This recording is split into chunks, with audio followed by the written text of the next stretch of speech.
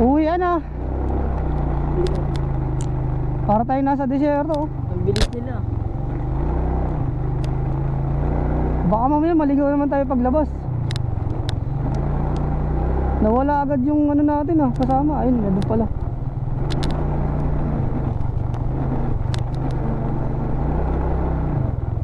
Parang desierto kakaiba yung mga buhangin dito Galing to sa ilog.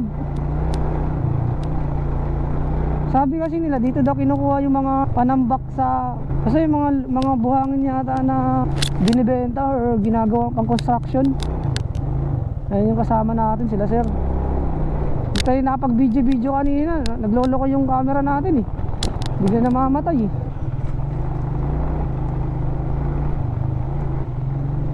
Looban pa naman to. So yun, pauwi na tayo. Good luck sa pag-uwi. Grabe traffic ang dadaanan natin ito. May mga lugar pa naman na ginagawa pa yung kalsada. Ayun, nasa tayo ngayon? Porac, Pampanga. Ito pala dito. First time ko makarating dito sa lugar na to. Tsaka nagka-idea ako na ito palang harapan na pinuntahan namin, ayun nga yung Mount Pinatubo. May mga dumadaan na helicopter. Ayun, may mga dito, mga buhangin na tinatambak ng mga dump truck. Dito pala kinukuha yung mga yan. Sagana pala sa lupa ito, Pampanga. Kaya sa mga subdivision, mga building, dito galing yun, yung ibang mga lupa.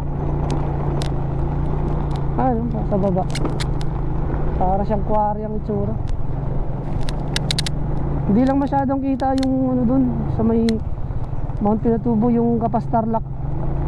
Kasi medyo malayo-layo natin. Pero yun nga, sabi ni kuya kanina, yun daw yun, yung Mount Pinatubo. Maaraw na naman. Okay lang yung umaraw, wag lang umulan.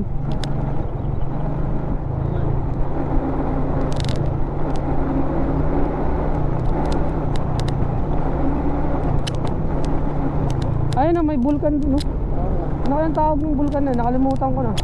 Kapagkamalan ko pang Taal kanina Batangas na yung Taal Ano bang bulkan na meron sa Pampanga?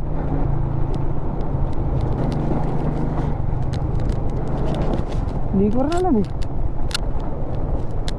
dito nga yung sasabi ni kuya kanina na may daan din daw dyan. Dito lang tayo dumaan.